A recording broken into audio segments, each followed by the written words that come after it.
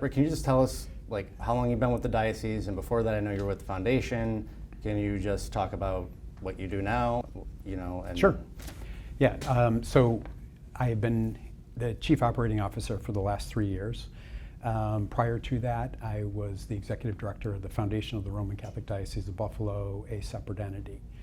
My role as Chief Operating Officer is I oversee most of the business lines associated with the diocese, not ministry or ministry functions. So it's IT, HR, payroll, more of the temporal functions of the diocese. So, you are one of the top executives of the diocese. The hierarchy of the church is such that the bishop is at the top. Why are we here talking to you and not to Bishop Fisher? So Bishop Fisher is currently on vacation. He is in Buffalo, but he is on vacation this week. He just returned from Indianapolis from the Eucharistic Congress. Let's talk bankruptcy. Again, I was just reading through your testimony yesterday. You're very involved in, a lot of the decisions here because of your title. This bankruptcy process, the diocese is asking Catholics in every parish to sacrifice their hard-earned money because bishops, like Bishop Malone and others, lied to them and tried to cover up sexual abuse. How do you explain that to Catholics? Actually, I was not prepared for this. This was not what I thought we were going to be talking about. Charlie,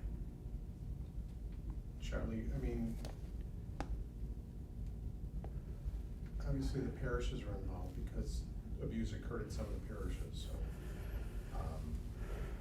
we all have to make a contribution in terms of from the Catholic Center and the parishes as well. Yeah, let me rephrase. You're kind of, through this bankruptcy process, it's expected that at the end there'll be some sort of a settlement, and that everyone will sort of have to sacrifice here. It's expected that all parishes, every Catholic is going to take sacrifice from everybody.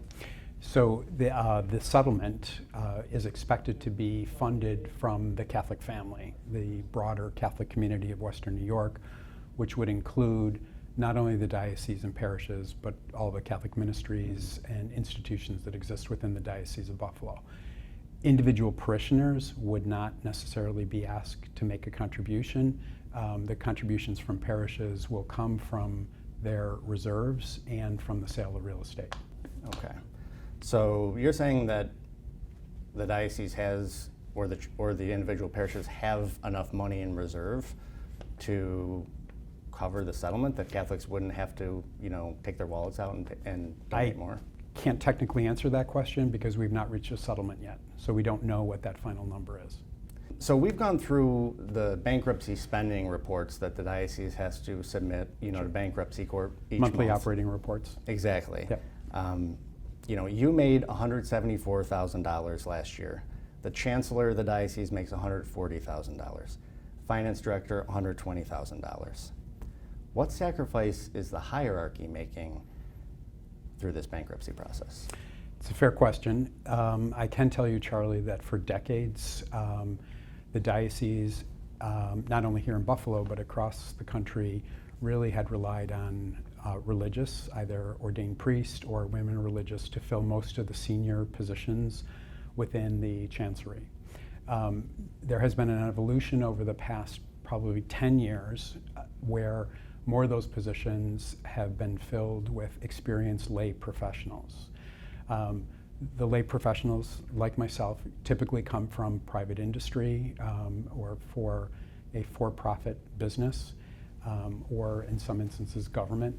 And although they make more than the religious predecessors that filled those roles, they are typically making far less than they would in the for-profit sector. And despite their experience, it's their dedication to the church, which is part of why they're taking a reduced compensation level. And since Catholic priests and nuns can't be married, it's expected that if you're hiring lay people, they may have to support families. Correct. They're going to need more than, I think the bishop makes around 60,000. They're going to need more than that to support their family. Is that kind of the thinking too? Yes. The diocese has spent more than $15 million on lawyers' fees, including to Jones Day, one of the most expensive law firms in the country. Spent almost $500,000 on an outside boutique crisis PR firm, even though the diocese has its own in-house PR person. The diocese has paid $236,000 over the course of bankruptcy to a retired M&T Bank executive for consulting fees. With this kind of spending going on, is the diocese really bankrupt? The diocese is technically not bankrupt. The diocese is in the process of a reorganization, which is known as a Chapter 11. We are working on streamlining our operations, streamlining how we conduct our ministry and business functions associated with the diocese, and that has required significant expertise that did not exist within the confines of the chancery itself. So there has been a reliance upon outside experts temporarily. We are in the process of reducing the compensation that is paid to, and the reliance on some of those outside professionals. This is the second longest bankruptcy now in the history of the Catholic Church in the United States, 4.5 years. It's been an excruciatingly long time for survivors of abuse to wait, and survivors have in court accused the diocese of, quote, gamesmanship. How do you respond to that? I think that's a very unfair assessment. The situation in Buffalo is somewhat unique compared to other dioceses that have gone through a Chapter 11 process. When we filed, we had anticipated and had been advised by legal counsel that we were looking at an 18 to 24 month process. That's what we prepared for. Unbeknownst to us, the judge presiding over our case had extended an extra 1 year window for claims to be filed. And during that process, really not much could pursue until all those claims had been accumulated and added to the caseload associated with the Chapter 11 filing. So that, if you subtract that year, it's really a 3-year process, which puts us more in line with other diocesan bankruptcy cases. The diocese has said that it would pay $100 million to 900 victim survivors of abuse. Survivors have called this a lowball offer because the Syracuse diocese is paying $100 million, but to half the number of victims. What do you say to that? Situations are different relative to resources that are available to fund that type of settlement. There are similarities, but there are a lot of differences between the two dioceses. How do you explain to survivors who have been raped by a priest and have had to endure a lifetime of torture why that is worth less in Buffalo? It's not worth less, it's what's available to fund. We are in the process of liquidating as much real estate as we possibly can, recognizing that the mission and ministry of the church still continues. We are at the point of liquidating almost all of our reserves. But again, the situation in Syracuse, the situation in Rochester is different than the situation in Buffalo, and the resources are different. So you can't make an apples to apples comparison on what a victim would receive. I think a lot of people struggle to, in their minds, the juxtaposition of the Diocese of Buffalo and many other dioceses are in bankruptcy, yet the Catholic Church is one of the richest, if not the richest organization on the face of the earth. How do you justify using the U.S. bankruptcy process?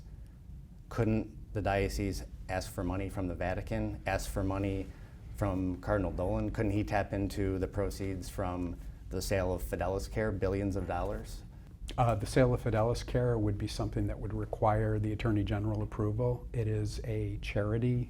The proceeds of Fidelis Care, which became the Mother Cabrini Fund, is it's under the preview of the Charities Bureau of the under the Attorney General's office. You can't just tap into that without receiving prerequisite approval.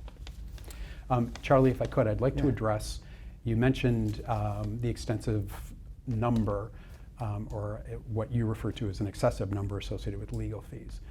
It's important to note that the legal fees that have been incurred to date are not just associated with the diocese representation. There's a considerable portion of that number that's associated with the creditor's representation. Each creditor has their own attorney and will be entitled to a third of the settlement amount. But the collective representation of the creditors is an expense of the diocese. The diocese pays for the creditor's bankruptcy counsel. The diocese pays for the creditor's insurance counsel, their financial advisor, their real estate appraiser. The diocese also pays for the expenses associated with all the travel, the lodging, and the meals for the creditors committee every time they come to Buffalo. The diocese pays all the expenses associated with the mediator. So that number that you speak of is inclusive of legal expenses and specialty expenses for not just diocesan representation, but also for the creditors committee. That's interesting. You say I've not heard that before. So somebody goes out and hires, let's say, Steve Boyd. You're saying that the diocese pays for that attorney? I didn't say that. Okay. How does Steve it work then? Boyd is paid out of the final settlement that his group of clients will receive, and his portion would be anywhere from 30 to 35, possibly 40% of the proceeds. The collective group of creditors has bankruptcy counsel representation, which is not the attorney or the law firm they hired to represent them in their individual case. Their representation in bankruptcy process, in the Chapter 11 process, those are all expenses that are paid for by the diocese. Okay, so of those 15, that 15 million figure, how much of it would you say is roughly these kind of attorneys for the survivors? I'd have to get back to you with that number. I can't cite that off the top of my head. Diocese has paid Terry Connor's law firm for decades. During much of the time this cover-up was going on, the diocese continues to pay them $2.4 million during bankruptcy, even after the Attorney General criticized the law firm for what it called lacking independence when it advised the diocese. Why does a religion need a criminal defense attorney on retainer? I can't answer that question now. Why not? I'm not prepared to. Oh, okay. You know, people have come up to me and said, you know, there's different bishops now, there's different executives there. They've said that, you know, there's a sense that among a lot of disillusioned Catholics that the names have changed, but the overall playbook of hiding, delaying, concealing things, the diocese is still fighting in court to keep sex abuse records secret, that has stayed the same, even as people like you, even as people like Bishop Fisher, who had nothing to do with the original scandal, have come on board. How do you respond to that? So, Charlie, I think you're specifically referring to the Freedom of Information request, which was filed, requesting information associated with the Attorney General investigation. We made a commitment, and we were asked to make that commitment in the bankruptcy process and by the creditors committee to not reveal any personally identifiable information associated with any claim. The FOIL request is asking for details relative to claims. And even if there is a name redacted, it is still possible to put together a facts and circumstances associated with the claim in order to identify who the claimant would be. That is why we are not providing the information. We are respecting the request of the creditors not to provide the information.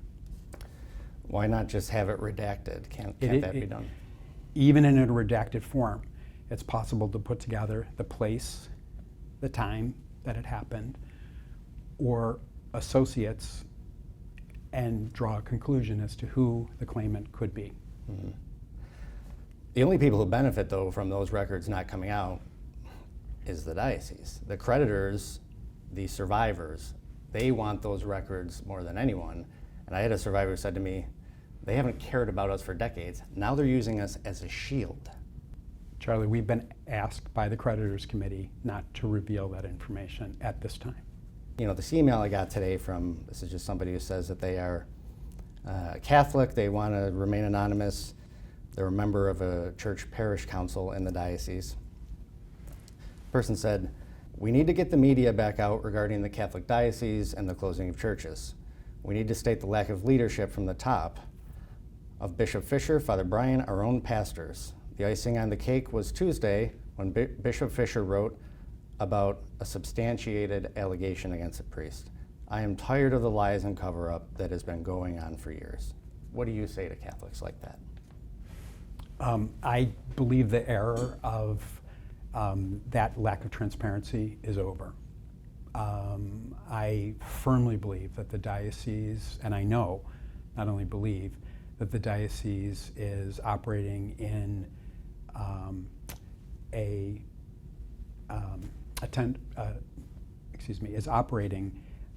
under full transparency, as long as the request for transparency is not in violation, like in the case of the FOIL request, of information that we have promised not to disclose. And that is done in the FOIL request, specifically at the request of the creditors. There are church closings now, and there are a lot of Catholics who are just really worried about what is the future of the diocese going to look like 20, 30 years from now, 10 years from now. Are we going to be able to survive, you know, this crisis as a religion, is what a lot of, you know, people are thinking. It's a fair question. Financially, do you think this bankruptcy process, that is a doable thing? I do, and Charlie, the renewal is a focus on right sizing, and right sizing is definitely part and parcel of a reorganization. We have a franchise that is far too big to address the current needs of the Catholic population in Western New York. We have 160 parishes. We have another 35 alternate worship sites. In many instances, those parishes and worship sites are nearly empty on weekends during masses. We do not need that same extensive franchise that we once had. Other faith denominations approach, you know, weekend services totally different. Many people think nothing of getting in their car and driving 20 miles in order to attend a faith service. As Catholics in the Diocese of Buffalo, we're accustomed to a church practically on every street corner. It's an infrastructure that we just can't support anymore, financially, with the number of priest personnel and the number of practicing Catholics. Will we survive the right sizing and will we survive the bankruptcy? I believe very confidently we will.